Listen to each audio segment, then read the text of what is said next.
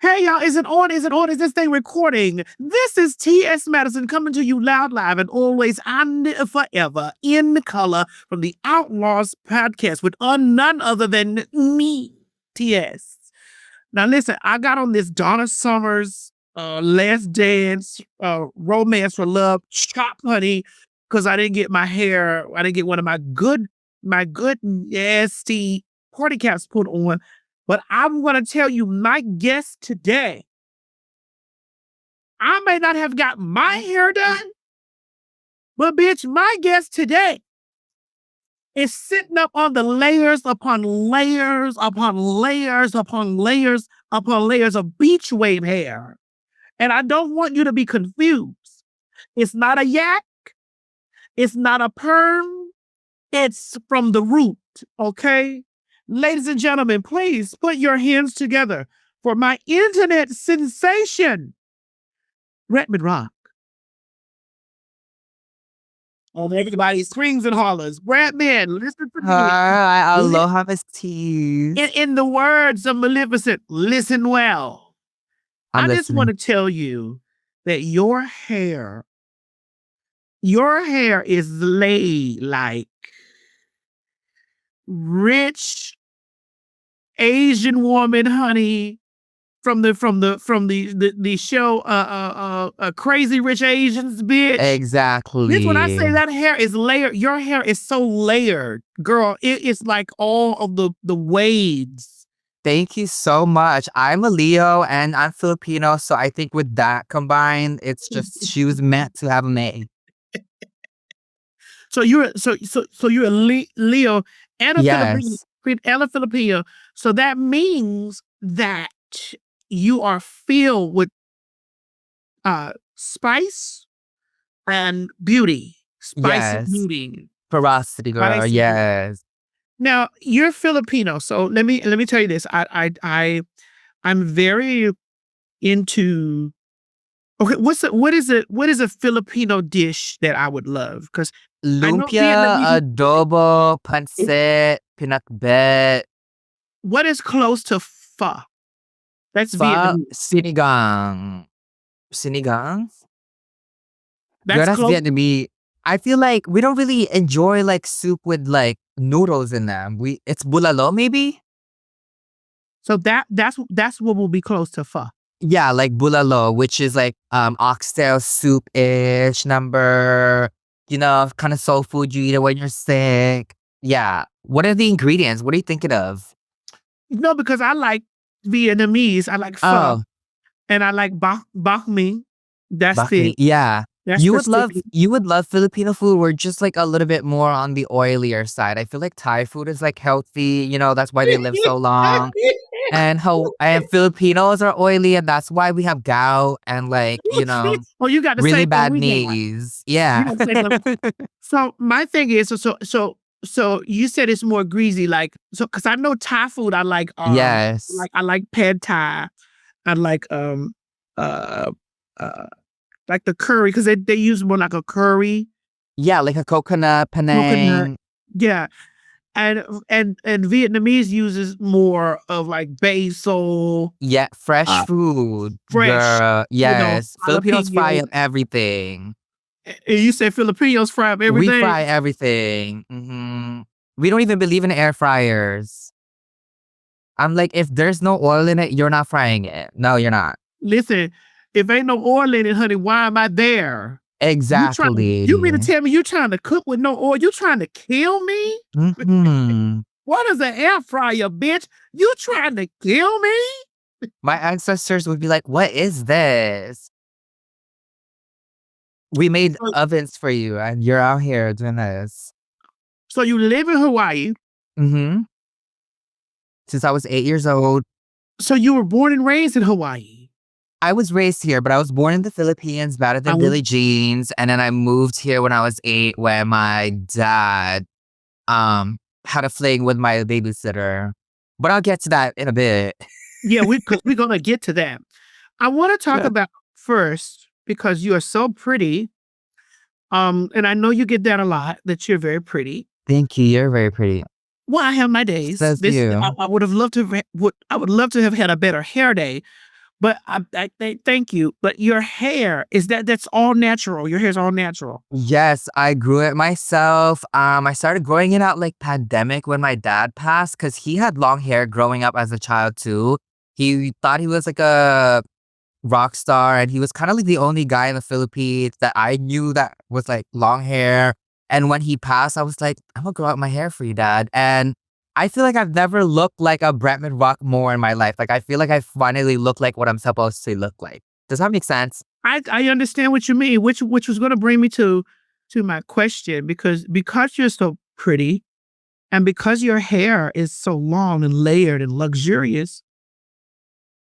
Are you going to transition or are you trans? So you identify as trans? No, actually, I identify more in like the non-binary world. Non-binary. I know. Okay. Yes, but I go by all the pronouns. I actually have a lot of like trans cousin, especially on my mom's side. I have like one that I like do a podcast with. Her name is Miss K. Her name is And Kay. on my dad's side, he had like 9 siblings, and each one of them had like a gay son or daughter. So I've always been exposed to like transness and all the other gay cousins that I have. Enough time for me to figure out that I think I don't mind presenting very pretty, but also giving man and like keeping him. So Like, I just love. Yeah, I think I'm just non-binary. I don't really okay. mind. So I got in trouble a little bit, on Twitter just a bit because I was talking about my experience as a transgender woman, and I said that I asked the public. I said, "Well, do you think that we should have gate kept what it means to be trans?" And because the government was using a lot of people who just were like, well, were just saying I'm trans, but didn't give like a trans. They would just say, "Hey, I'm Yeah. trans," and they were using it as a political ploy to try to create these laws and these sanctions against us.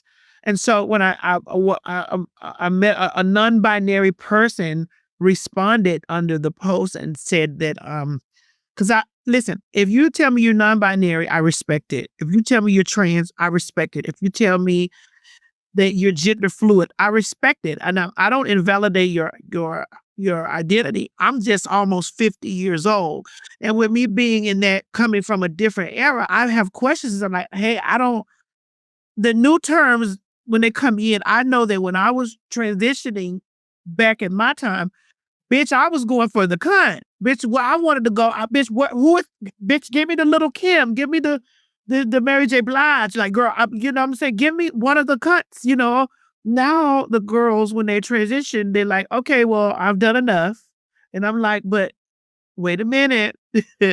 Wait a minute. Wait, where are your lashes? Or wait a minute, hold on. Where's the other extensions of it? Which Uh-huh. I got schooled from a lot of other trans and non-binary people that told me, Madison, you're operating from a place of societal norms of what a woman is supposed to look like, or what norms are. And I'm like, ooh, like, oh God, because I don't want to offend nobody. And that's why I always say, hey, because when I look at you, bitch, I see the cunt, bitch, coming. I see the cut coming, bitch. The way that hair is layered and the skin is so beautiful and your face is so pretty. I see the cut coming. I Mhm. just, but then you say, well, no, I'm not trans. I'm non-binary. And I'm like, okay. And a non-binary person told me that, that, that they were trans too. And I was like, wait a Yeah. minute. But just help me understand. No, I definitely understand, but at the same time, I feel like I don't want to sound problematic, but I feel like there's really 2 types of non-binary people. There's some people that kind of I'm non-binary because I truly don't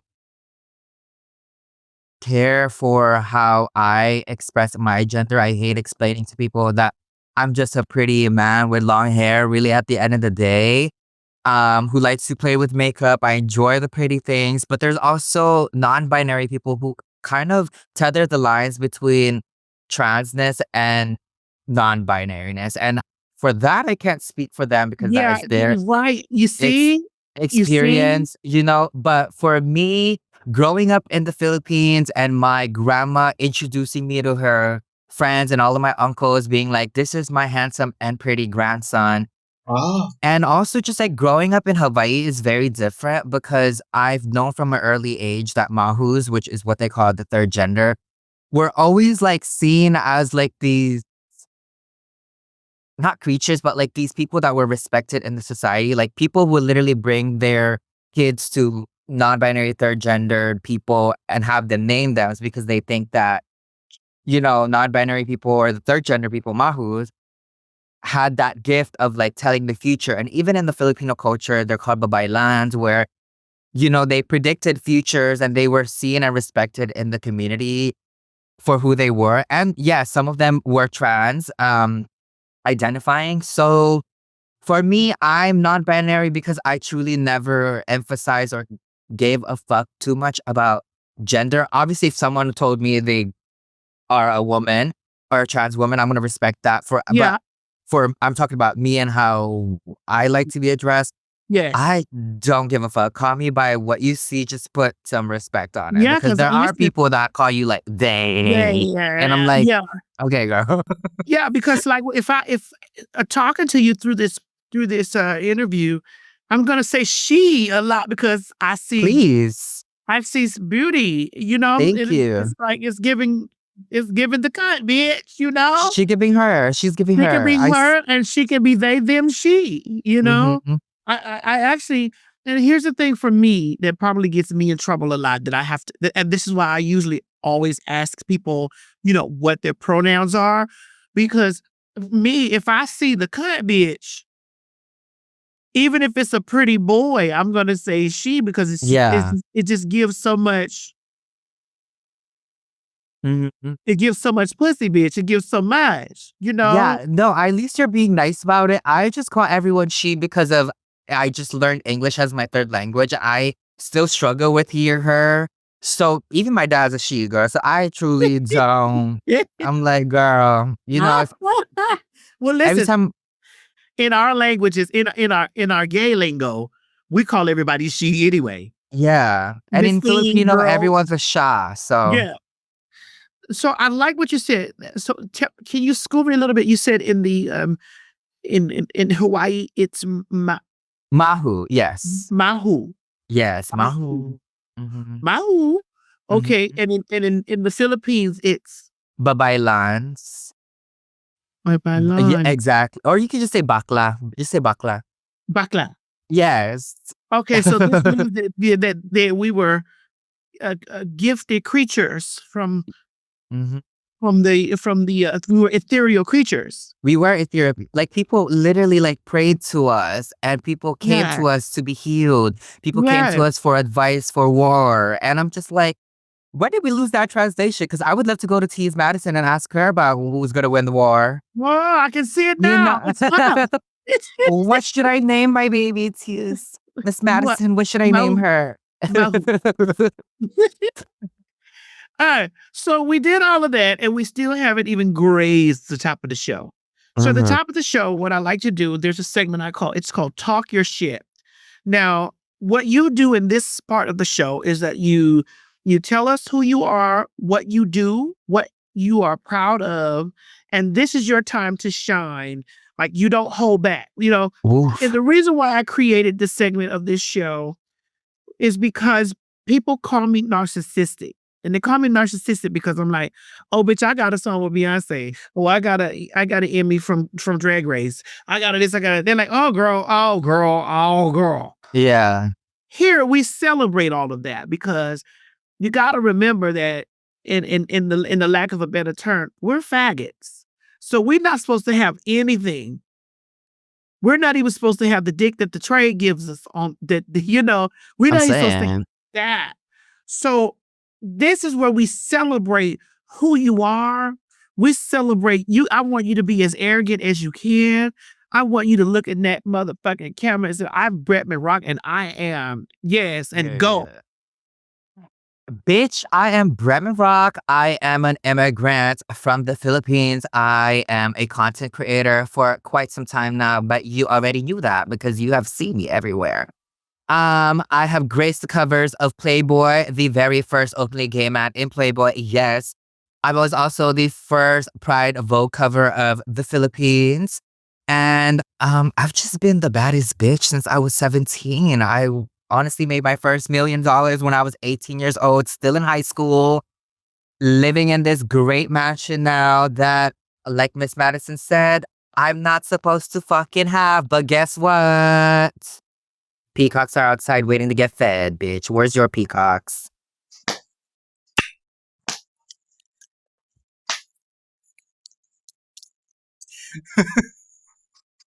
I enjoyed it like I did enjoy that Kool-Aid, okay? And I enjoy stuff like that because as queer people, we have to be able to do that. And it feels good. That feels so good. I needed that morning. I'm gonna start having to do that every morning. Because they tell us like they want you to hey, be humble or don't do that because you know and you have to be able to speak that out because these are what you spoke were facts. That's not made up. Those are facts. And you're supposed to celebrate yourself. You're supposed to do that. And you're supposed to shit on the bitch that don't believe in you because it's all about shitting on them. That's why we're talking shit. Okay. That felt so good. Oh my God. Yes. Thank you for telling me that because when I interview other people, sometimes they be like, I don't want to. I'm like, bitch, this is your time. Yeah. Don't come over here with that humble and modest shit with me. Tell a bitch, I live in $1 million home, bitch. I got properties over here. I'm the baddest bitch. I'm the first person on blah, blah, blah. I was featured in da because you're speaking things that are factual and that you did. Thank And you. people have to respect that. And I respect all of that because you're a queer person. And the things that they teach us as queer people is God is not going to bless you for being a faggot. Mm-hmm. That's universal. That's in any language. That's in any culture. That's in any color. They will tell you God is not going to bless you because you're a fag. You're gay. And look, you can step in your you're like, bitch, I made my first $1 million when I was 18 years old, bitch. What are you doing? What did you do at 18?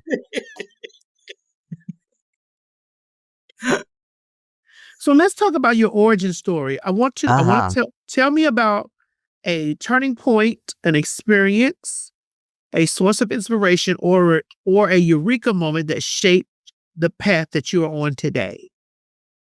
Ooh, I would say there's a lot. I definitely have my good origin and my evil origin. But I think for me, one of them would have to be when I moved to America for the first time. And well, America as in like Hawaii. I moved here when I was 8. And the first place we went to was Walmart. And I remembered, do you know one of the CCTVs at Walmart and you walk in and you see your like the security camera? Yes. Girl, why was I in front of Walmart for 5 minutes just staring myself? And I was like, girl, you're on TV. I'm like, I was like, I'm literally in Big Brother, girl. Like, what is, and that was the first time I ever saw me 8 years old on TV because we don't have that in the Philippines. So the whole time I was at Walmart, I was just like looking for the TVs, like kind of just like posing. I didn't get any school supply that day because we went to Walmart to get school supplies because I had school the following week, I think. Mind you, this was like my very first day in Hawaii. And I think that was like my bingo moment where I'm like, I want to see myself on TV. That's where I belong. Yeah, you knew then. Yeah, and I literally was just like standing there like, girl, I don't know what I have to do, but I have to stay in this camera. And I kind of just followed that light ever since. And whether it was my mom's like T-Mobile, like little LG phone that I was like film like pod commercials in when I was like 10, like recreating the pod commercials. And I just knew I belong in a camera somewhere. And that was kind of like my eureka moment. And I've been chasing that damn camera ever since. And like you haven't let it go. Never. And it's made you a millionaire. Mm-hmm. And you knew that. Like that's usually like when you have those epiphany moments, like when you up. So God, I want to ask you like how I want to wrap this question. So that's when you knew that you were pretty and Not also this not necessarily pretty because oof, girl. No. I was an ugly child, honestly. But why you I say just that? well, not an ugly child, but I think just like looking back now, I'm like, girl, you had gaps in your teeth, like your hair was like a mess. I look like I got electrocuted. Because have you seen those babies where their hair literally grows straight up and they look like Yes. little trolls? So that was my hair as of my whole childhood. Like it was just stood up. That's why like even with like this on, like this is still standing up because my hair just like has volume naturally. Ugh, what a problem. But that was definitely the first time where I was like, I just loved, like, even I would just I would fix my hair. You know, when we would all tuck our hair as a child, when we were no Mhm. damn well, we had more bought us out. Mhm. And I was just like tucking my hair, and I'm like, there she is. And you saw yourself and you Hmm. you played around in front of that camera, honey, and you was like, but people don't understand about manifestations, and how real they are and the power of speaking.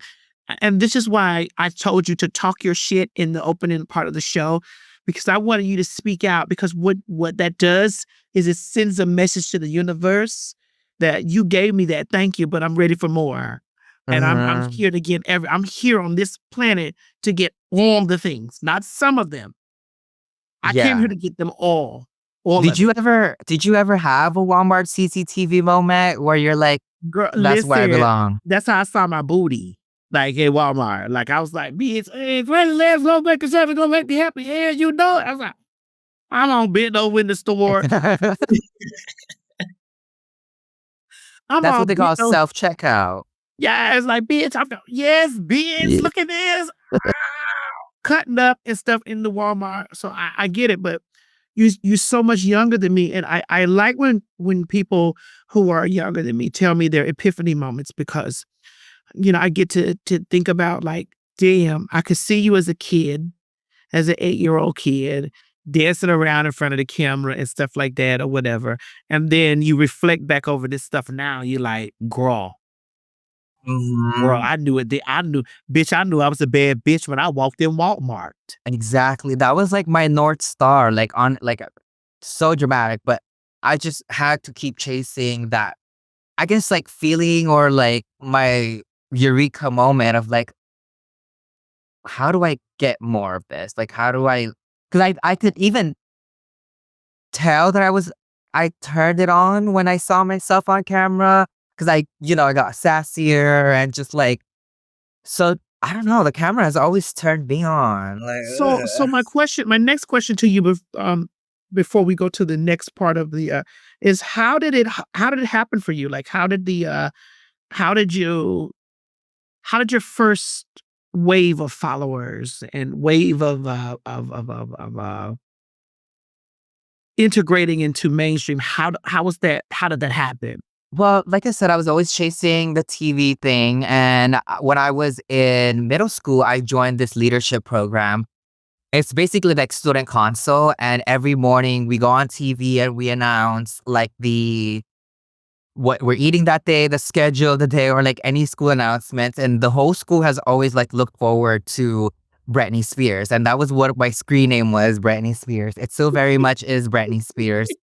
Um, so anytime, Elima TV featuring Britney Spears, I just felt like the whole school was waiting for me to announce the cafeteria schedule of the day or whatever the fuck we're eating. And that was kind of like my first following of like the school just like loving the only openly gay queer kid that like I was celebrated. I was always celebrated. And my first following was honestly just like kids from my school and just me being in leadership. And I think because I was like the secretary of the school, people like respected me. And I was always kind of just like the popular kid that got along with everyone. Like my school wasn't very cliquey. I was kind of like a social butterfly, kind of like Libras are. I know you're a Libra. Yeah. Um, so I was always a social butterfly, and then by high school, this was freshman year in high school, Vine came out, and I had a video that Kylie Jenner like revined at the time. And I remembered walking to school and everybody was like, "Ugh, Brad, did you see Kylie revined you?" And I think that was because that was my very first like viral moment. I was like, how do I keep the ball rolling? Because I don't know if you know, but like the shelf life of influencers is like 2 to 3 years. So I was like, and at the time it was like, I was still kind of like the second wave of influencers that came. I remembered it was the YouTubers and then the Viners came into play. So I was the second generation of influencers. And even then, I was seeing a lot of like Asian women that really like con- conquered, oh my God, I fucking speak English. Conquered like the beauty space, like Michelle Pha, Bubs Beauty. And I was like, okay, if these Asian women are doing this, I feel like I could also give, my take on beauty. And at Uh-huh. the time as well, there wasn't a lot of like men in makeup, I would say, or especially like boys in makeup. I won't even consider myself a man in makeup at the time because I was 16. My clitoris just dropped. So like you know, I was just really like a funny kid that was learning how to contour while the whole world was also learning with me. So I think it truly a lot of things just like fell in my lap and like a lot of people backed me Do up on that, which do just you and it remember started your in first Hawaii. do you remember your first viral video? Yes, it was a Iggy Azalea song called The Fancy. I'm so fancy. Fancy. Yeah, and I had like a Romeo. very much. And I had like a scarf over my head and sunglasses and I pulled it down. I put the scarf down and then the glasses fall and then it fell perfectly on my face and I just like it looked like a really great transition at the time. And Kylie Jenner like rewinded and that was that. But I honestly started blowing up more on Snapchat more than anything because I would just make Snapchat videos and send them to my whole entire school. Like I said, I was friends with everyone. I would send it to 100 people and one day my friend was like, "Why don't you post these on Instagram?" Like cuz Snapchat they're gone after a day. Yeah. And I uploaded all my saved ones, and at the time I had like 50 saved videos and I was on private. And my friend was like, "Girl, can you upload these on? Can you go off private?" And I was so private. I had like 120 followers, which is just my school. I went off private, and that summer I went from 100 to 10,000 followers in a summer. So 2 months. And then I had a viral like contour video, and that got me from 10 to 2 million in another 2 months. Yeah, and my life, like, changed in a matter of, like, 4 months of just, like, me making videos. Because at the time, it was unheard of, not unheard of, like, nobody was not making videos, but I think it was just new to see a queer kid enjoying makeup freely and Wait, so it went from 10,000 to 2,000,000? yeah, in 2 Wow. months. And And it it was was just just you doing makeup, it was just doing me wearing makeup to school. I was late as fuck every day because I had to get the content out. And I was just pumping these, like, videos out. I would even make them during class, and I just knew who I was, and I had to get that bag. I really had to get that bag. right. Oh my Yes. god, like, shit. Cause I know what it was like for me, like, I know, like, when Vine and all that other shit was out, and I was like, "New wave, 22 inches, yeah!" All that kinda Yes, shit. That's yes. all of those things that happened for me, and I like, all those people had that fucking video. Like, they all had it, like, all of them. It's like, even now, when I go into certain places, I'm like, "Girl."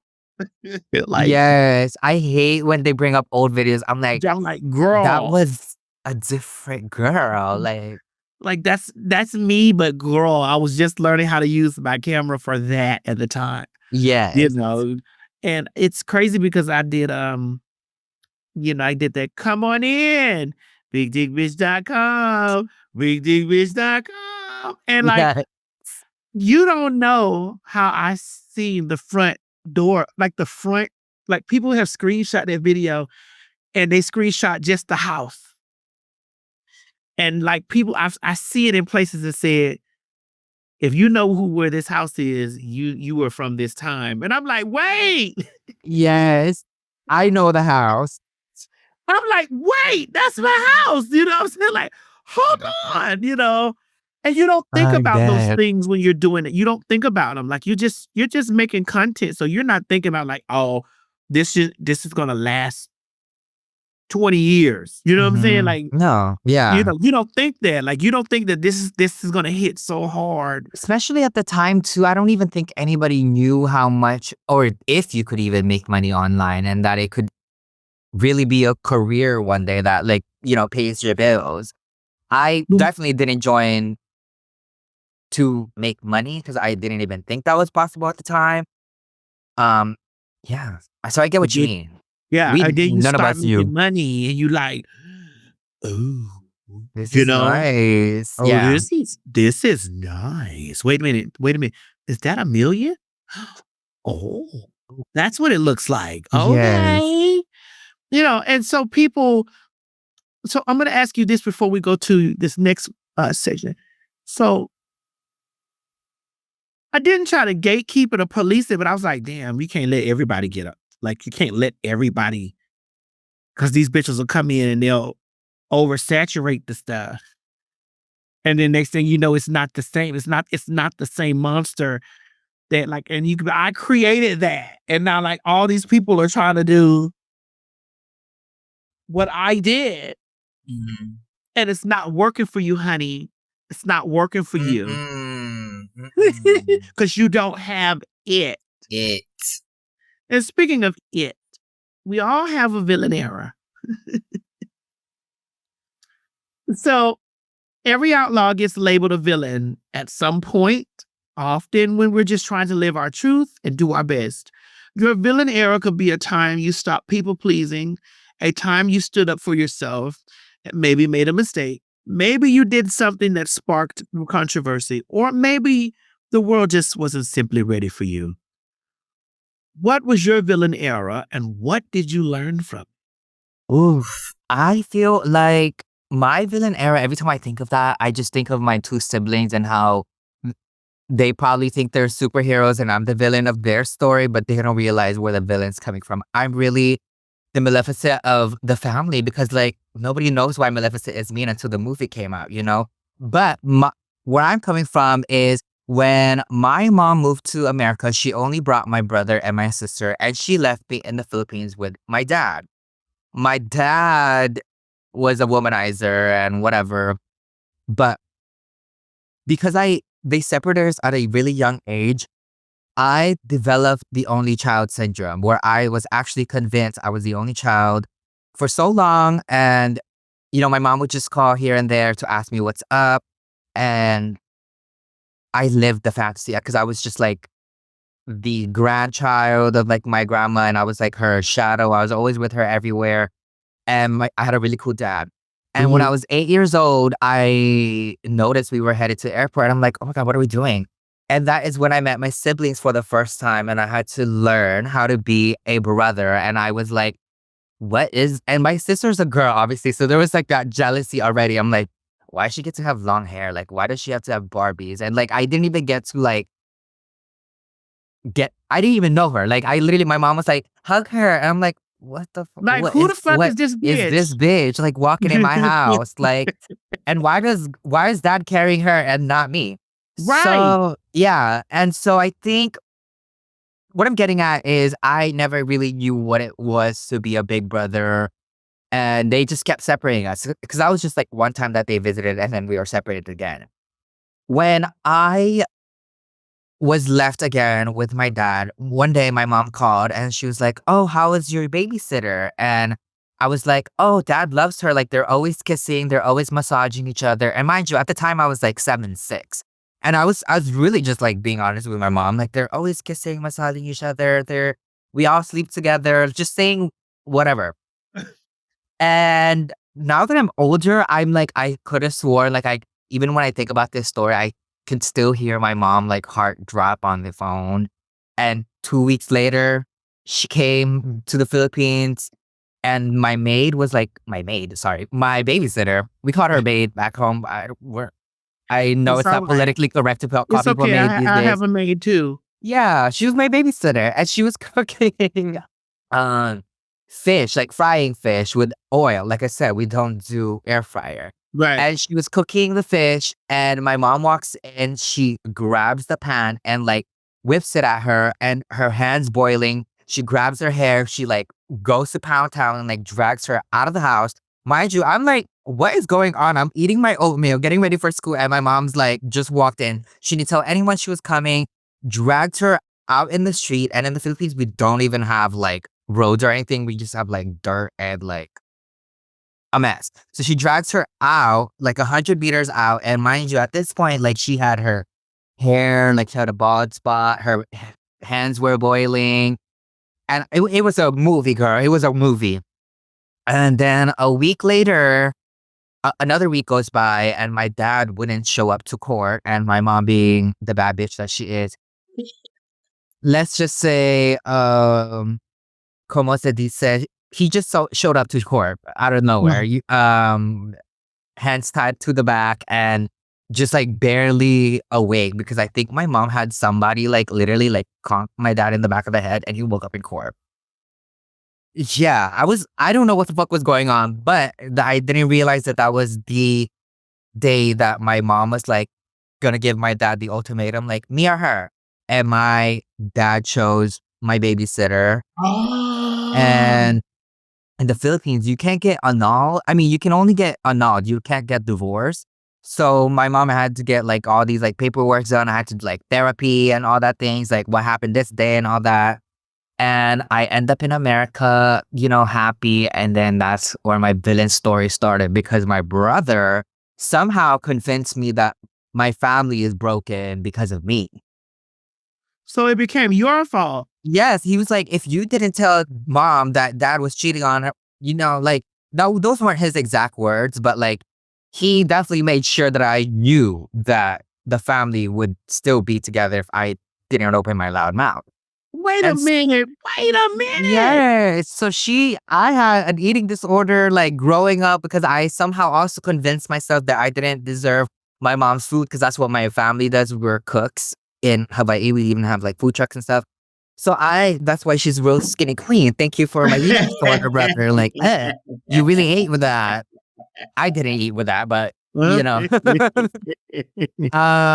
then, like I said again, like going back to my first point of like learning how to be a brother, when I was making videos finally with my sister, I was always painted as this like mean person. But I'm like, you guys don't understand, like third world siblings, we don't hug, we don't say I love you, I don't even remember the last time like I said I love you to my sister. Like, I'm like, my I love you to my sister is like babysitting her kids, helping her out, like feeding. You show it. Like you're showing me. And that's the type of love that we were also given by my parents. So I'm like, I think the internet always like painted me as like a bad sibling, bad brother, as if I'm already not hearing that at home. So I feel like when everyone's calling you a bad brother, you kind of just like convince yourself of that as well. But I think I quickly learned, just like from meeting other like brown families and like brown siblings, that like,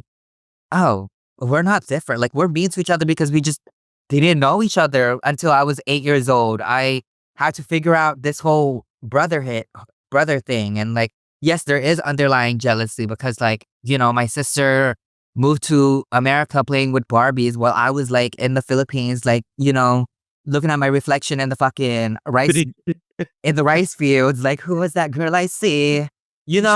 Staring straight back at me. Yes, my dolls were like made out of rattan, like grass. She had like Barbies brushing the hair, So there was that jealousy, yes, but I don't think that necessarily makes me a bad brother if I just, spoke to her the way that I speak to her, which is not necessarily nice, but that's how my mom spoke to us, Yeah, you didn't know them like that. I didn't know you like that, girl. Like, bitch, I don't know you like. I mean, you my sister, but I don't know you like that, girl.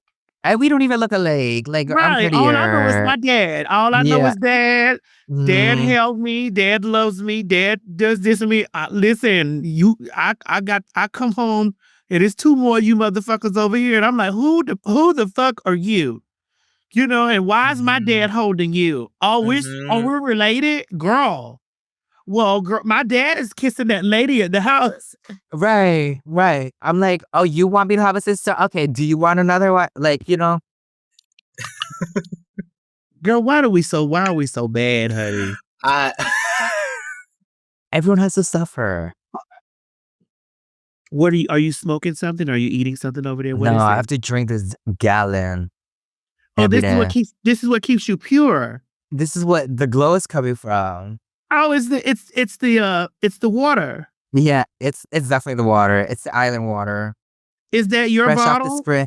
No, it's just like I got it on Amazon and you know how it's just like 7 a.m. This is how much you're supposed to have drank at that time. So I'm doing good. Yeah, I do. I had a bottle like that, but it was purple. It wasn't that big, girl. Like it was big, but it wasn't like, girl, Do you drink? Because I try to drink at least a gallon a day of water to of flush you water. out. Yeah, or something. It helps with like the douching too. Yes. Yes. And it's less time. Well, I mean, it all depends on what you eat. Because, honey, that douche can come back on you. I know, but the Pure for Man always got my back. Like, the fibers always got my back. I didn't know you took Pure for men. Well, she is a domesticated lady now, and I've been in I would have thought it with would my have been ma. Pure for Huh? women. They don't make her yet. They don't make her yet. They do. Pure for women? They do. They have it. It's Pure for women. Like, as I promoted something for them like one or two times. Yeah. I think it was Pure, that Pure for women. Strong enough for I a woman. think that's just for like, I think I know what you're talking about, but that's for like their vaginal like stench. Girl, listen, if you getting a cock put in your gluteus maximus, you better be pure. She's always pure. So let's talk about you being a rebel with a cause. Now, this show is called Outlaws for a reason. An outlaw or a pariah in our culture is often someone who ironically has their heart in the right place. Someone with the courage to speak up, stand out, and push back when it matters the most. Now, the guests on my show, The Outlaws, are some of the voices of our time. They are rebel hearts who are challenging the status quo and making a difference. So, tell me about a cause you care deeply about and how can others join the movement? Ooh. I feel like one of the causes that I truly care deeply about is ocean conservatory. In 2019, I made a video about like using plastic straws and like changing them for metal straws and stuff. And girl, that video like paid my bills for a couple years because it went viral of me just being like, it was just me complaining about like it's my second day out here and people were already like coming for me for using plastic straws when anyways, long story short, just living in an island and like in the Philippines as well, like we have so many islands and just like being surrounded by water my whole entire life. I think ocean life, ocean conservatory has just been one of the causes that I always support. Cause I feel like I can talk about like gay causes, but I feel like you're gonna have so many gay people on here talking about that anyways. So No, we you gotta can talk about what made like the ocean for you. Like, so you made a video and you said yes. it paid your bills Yes, for because they went years? viral and at the time I signed up for like TikTok, what is it? TikTok creator funds or whatever. And I think it broke the system because I was like, how am I making this much money from like this one video? And I think it's just for people using the sound of it. And I ended up donating it to the Wildlife Conservatory in Hawaii. And yeah, and every time I do like merch, it always goes back to like ocean life and stuff like that. Wow. I don't even like the ocean like that. I don't even fuck with the water like that, but I love Yeah, it was like animals. the straws had got on your nerves. Yes. Did you Tell see me that what video happened. of Donald Trump signing a bill Yes, recent? about He's paper like, straws. fuck Like, paper straws. girl. I'm like, girl, all the work I've done. Bitch, all the work that I've done, and you come through here and put an executive order Exactly. about paper straws. How dare you come? Yeah. But honestly, like a part of me is like, you know what? You're right though. They do turn soggy after like 5 minutes. They do. They do. And that is something we need to address, like honestly. But I don't think we need to banish them because I feel like there are some cool ones like that people are working on that are made out of like coconut husk and stuff that are actually like, fierce. Yeah. But paper straws for sure. Like I mean, paper straws are tired because we be at yeah, I'm like, listen, dare I say I might agree for a little bit, just but a little bit. you know, but I You think know, we don't need to abolish it all completely. I think we could do right. We something. still need to use those Yeah. paper straws. Just when they get too soggy, it's like Yeah. put another one in. Like we should be able to rotate them out.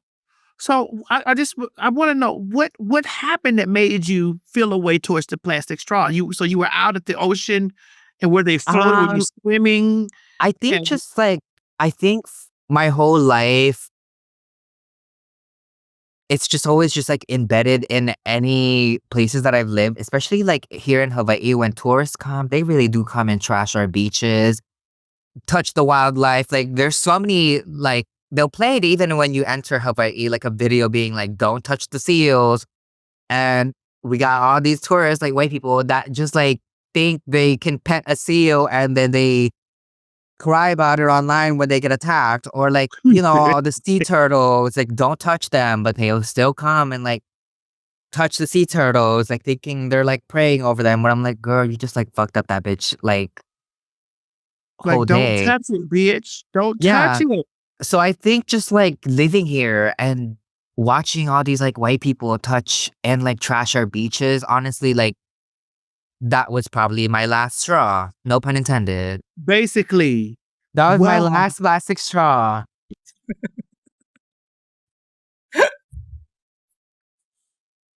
you think Trump saw your video? He did. Fuck you, bitch. He fucked big. Well, I love the way that you said "fuck you, bitch," which brings me to the last part. It's the banner bitch It's one. the banner bitch, yes. So what we're gonna do is that we're gonna ban, like if you rule the world, you know how to do this, goddamn it. Yes. So here's how I'm gonna set it off, and I'm gonna start it first. So while you think on ponder on, I'm gonna do mine first. Okay, producers in the back, are you guys ready? I want to ban men who like to have anal sex but don't take pure for men. I want to ban any man that wants to come to the house and have anal sex, honey, and have not used any douching method. I want to ban you from coming over here or to any queen's house and force us, as pretty as we are, to be tops. How can you force me to be a top and then you come here and your ooh chihuahua, ooh shebang bang is dirty? You come here and you put a glass of Chardonnay next to the bed and you drink that up, honey, and it's bubbling your stomach. And girl, I go in and I come out and then there's splatter everywhere. Like, girl, what is going on? I want to ban you from erotic thoughts. Like, why are you having these erotic thoughts? What have you been watching so much that has given you the unmitigated gall to eat an entire burrito and come to the house undushed? Please make sure that when you come here that you're pure. I want to ban your unpureness from my house. Amen. That was amazing. Do I agree with it? Or do I do mine now? No, Because you do I agree yours. with that, period. Yeah, you I do practice yours. that. I practice that. I ban You gotta say, broke my name is BRETMAN Rock. And period. if I rule the world, My name is BRETMAN Rock, and if I ruled the world, I would ban broke men from signing up or even dating, really. I feel like broke men they have too much access to dating apps, and I feel like you shouldn't just be allowed to make a dating app. They should start requiring men to put in their 401k, their salaries before signing up, because I just feel like if you're broke, you shouldn't date. Now, this only goes for men, not for women, because I feel like, if you're a woman that needs help, you should. But man who needs help, no. And nobody falls in love faster than a broke man. I will tell you that. Girl, they be wanting to move in after a week, your first date. I'm like, oh, you're broke. That's why you're falling in love so fast. So yeah, I feel like when men sign up for dating apps, have their salary and proof of purchase and their recent like last 3 tax forms. Thank you. Bretman, you're banning broke men. And listen, I'm with you 100%. Now, Exactly. we're not saying that broke men don't have good dick. Never that. We're Never. not going to say that. We're just going to say that we're banning you guys from dating. You can give the Exactly. dick, but you can't be dated. You can't be dated until you have the funds together. And once you have the funds together, then you should be dating. And then you should also be douching, because if you have good dick in the front, you could only imagine what you got in the back. Back. Exactly. Are you verse? No, I'm just a bottom. I've done it. Oh God, I've tapped once and it was it just because not. of what I said?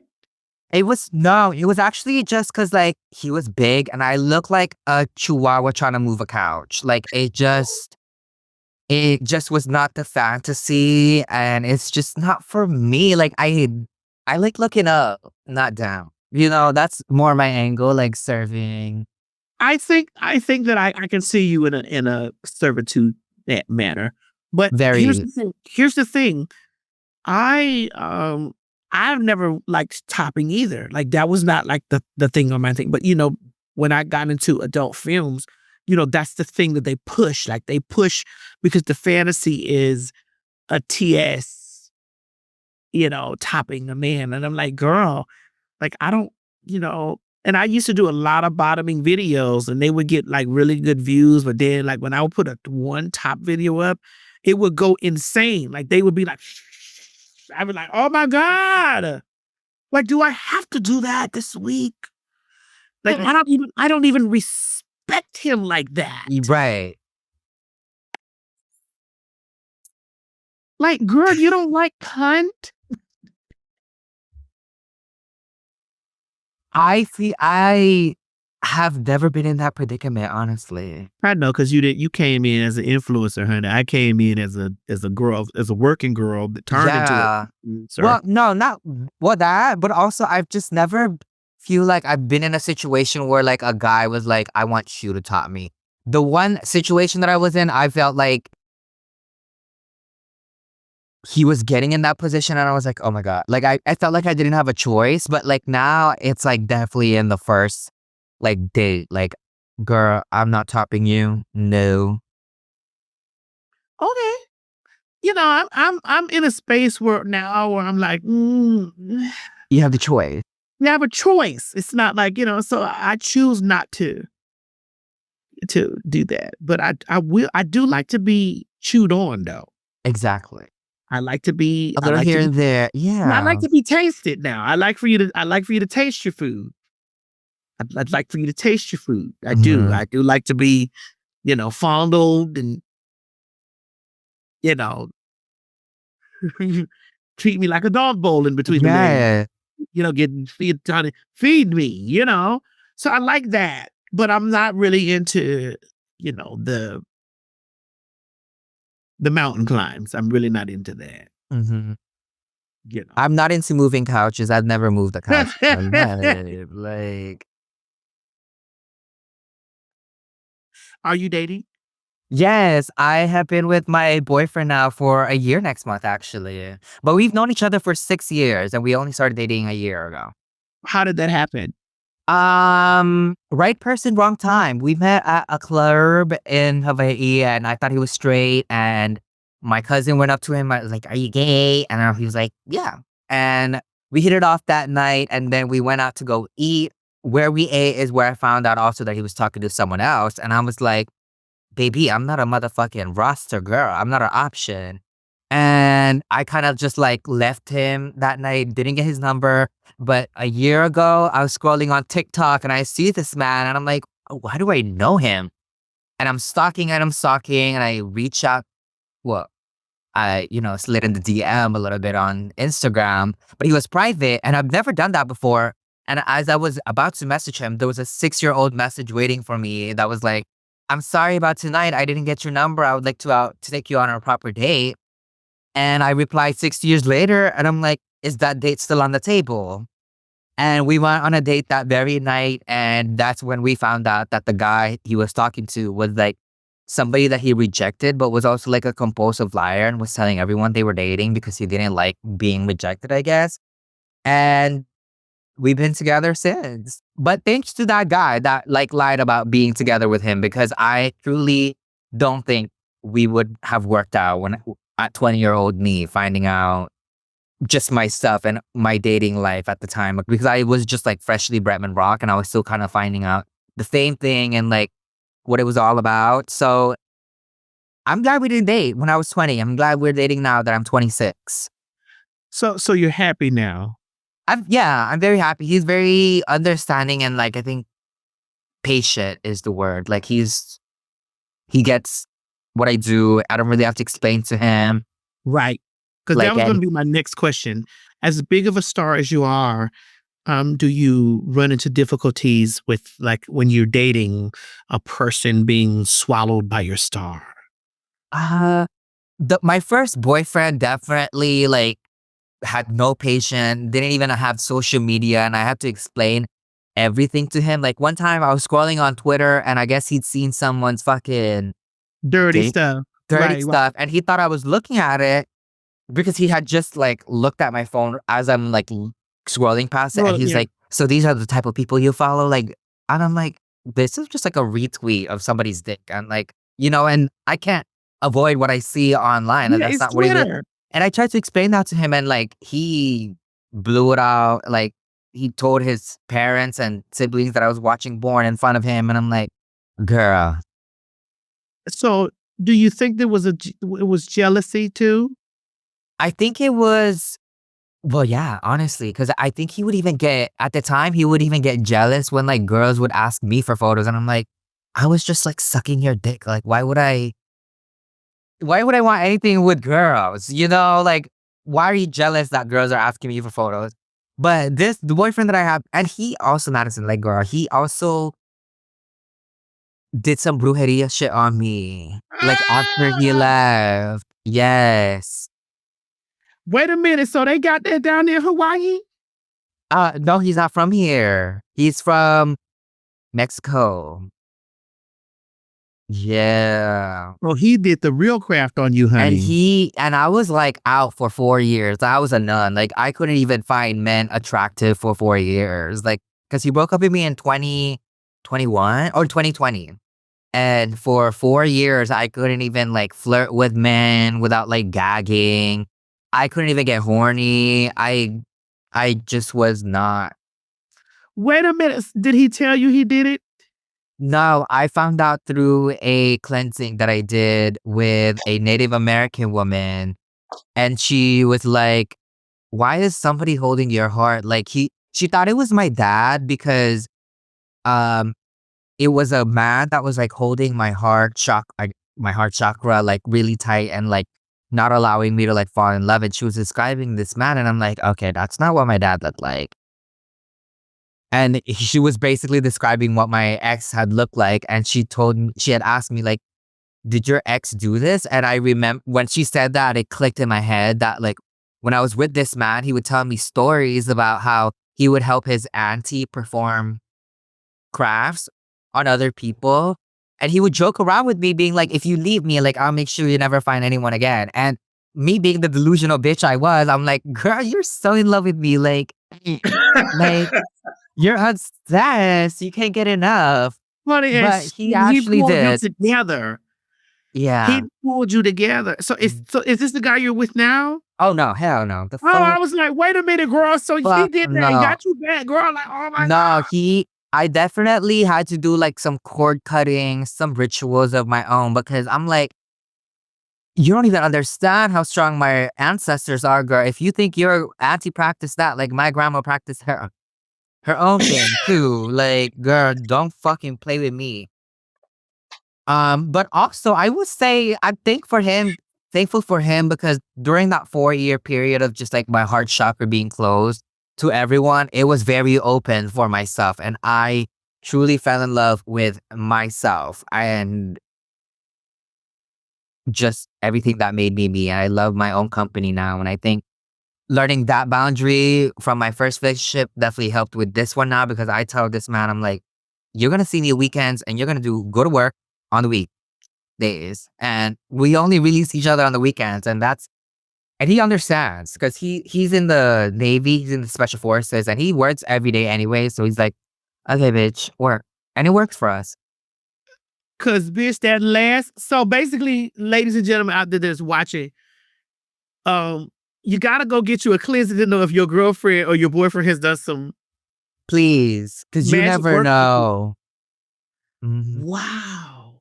4 years, I couldn't even recognize this little man was like flirting with me. Like my cousin would literally have to be like, Brett, he was literally like flirting with you, and I wouldn't recognize it. So bitch, wait a minute, because I know we're going over time. Yeah. What made you go to the Bruja? So it was Fashion Week, and I was in Paris. And you know when you bring a brown person to Paris for the first time and they experience Europe, and I'm not saying I've never experienced like racism or anything, but oh my God. Yeah.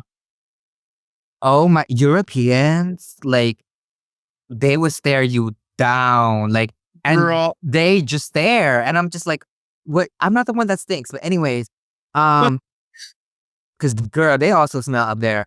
So I was just getting weird looks and had been like super rainy in Paris. And I was just going through a depressive episode, I want to say. And it was after like a Balmain fashion show. And I had like this lady that was like staring at me and she had looked like she was like whispering some things. And I'm very like naturally like spiritually like a sensitive person.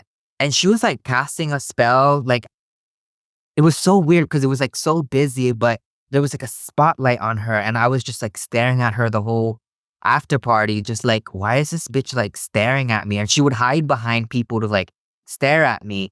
And I had woken up the next day and I knew that she attached herself to me because she was the last person that I thought of when I went to bed, the first person I thought of when I woke up. And it's, you know, when like somebody puts a post-it on the back on your back and you can't like reach it, like you just not like what it like Yeah. she was there, like, and I was just like, I think this bitch like attached herself to me and like is basically like feeding off my energy because that whole remainder of my trip, I was just drained and nothing excites me more than like glitz and fashion and like getting ready. I love getting ready today. Miss Madison, like I loved Oh, it. bitch, Like I seen that hair, bitch, baby, because when you came in, that hair said, woof, woof. I said, here, oh, yeah, oh, I woke up at 7 o'clock just to get this hair ready for you. Like I yeah. love it all, but like that was the first time where I was like, the last thing I want to fucking do right now is be seen, and that sentence have never left my mouth. 26 years of living, like, bitch, I want to be seen. What do you mean?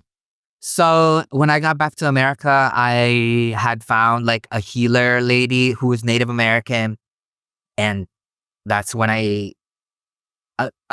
well, it wasn't actually me. It was my manager at the time that found her that also did like cleansing on her. She was like, she's really great. And she was because she taught me how to cut the cord. And you know how I know it was real? Because we went no contact for 3 years at this time. For 3 years. And that was the first time he had tried to call me again. And as I block his number, he texted me, I'm just trying to help you. And I'm like, help me with what? And like, why of all the years do you want to reach out now, the day that I found out that you did some shit on me? And I think he had a feeling that we cut it. Yeah. Has anyone done something on you before, Miss Madison? Well, Or have you? wait a minute. Do you think that I would know how to do that? Of course. No. What? Of course. But I don't know if I don't know, because here's the thing, like, I know I got good witch pussy. I know I do. I Same. know that once you jump off the side of the bed in me, you're never coming out. And when you do, honey, your life will just be in shambles if you cross me up. But I think that's because we're anointed. And I'm gonna say this, and then because I know we gotta go. I'm gonna say this because we're anointed as queer people who occupy major spaces and have reached, like, we got millions of people. That's the anointings from a higher authority. That's a higher up that has marked us I for, agree. because everybody has a phone. Everybody got an Instagram. Everybody got a TikTok. Everybody got this, but everybody don't break through. Mm-hmm. That's a marking. And so because of that, people throw dark, evil shit at us all the time. Jealousy, evil eye. Like, they throw this stuff at us all the time because we are, public. And they like, some people just like, I wish they won't say it out loud, but they'll be like, fuck that bitch. Yeah. Why that bitch video got 1 million views on it? Why is there 2 million views on her video? Why does she keep getting this? Why is this? I don't like. And the evil eye isn't just like, it's like, I can't stand that bitch. I hope that bitch. Mhm. I hate that bitch. I wish that bitch. Fuck that bitch. Stinking ass bitch. That bitch. That's throwing evil shit at you. Like, that's why you're Yes, spiritually washed and spiritually protected like that, because all of that is energy being it thrown. is. You Wait, can know? I say one last story? Because I feel like you would love it. When Yes. right before my 18th birthday, my brother called me and he was like, Brett, don't freak out, but you're gonna die when you turn 18 because dad got his palms read. Because my grandma was also an albulario growing up. She read people's palms, but never like Mhm. the family's palms. She was never allowed to read the family. But my dad went to somebody else. And the woman had said that when I turn 18, that your middle child, who's gonna be a boy, is gonna die. So on my 18th birthday, I'm literally like caged in my apartment, and I'm like, take me now. I'm like staring in the ceiling, and that was when the start of my spiritual journey began, because I think when she said death, I think it was more of like a ego death or like a soul death. Because I fully believe that I stepped into a new life when I turned 18, that even the voice in my head turned into a woman. Now it's still my voice, but there's also a secondary voice that's a woman's voice. And Miss Madison, it is my grandma that guides Yeah. me. She guides me through so many things, because at 18 years old, I was like, how long will this last? How long will I even have this light? And when she came over me, and I just felt like she grabs my hand and she's like, I'm going to make sure you not cure, but like you set the family up. I'm going to make sure you are the reason why your ancestors gets to jump up and down and gets to live their biggest dreams. Your ancestors live their biggest dreams through you, Bretman, and you have to celebrate that, and you have to do this for your family. And that was the first time I believed that I was anointed and that I am supposed to break this generational curse for my family. And I think that's when I switched the whole villain story in my head, that yes, maybe I was the reason why my family isn't together anymore, but I think it was because I had to step in as a father figure of a father that my dad couldn't be. And Yeah. now I get to say that I bought my mom a house. My brother and my Yeah. sister have successful businesses, not because of me, but just me being around to guide them. They get to do that. And I can honestly say I get to be the father that my dad could never have been. And that's what, cured me, I think. That that your that was beautiful. And it just told me that your physical mind died and your spiritual awakening happened. Yes. So Yes. that's what happened. Bretman, I love you. I want you to email me so that we can exchange numbers, because I want Yes. to talk to you about some stuff. I'm supposed to be coming to Hawaii. Please. I'm supposed to be coming to Hawaii soon. Please. And I'll feed so, you. yes, I will eat over there. We're gonna go.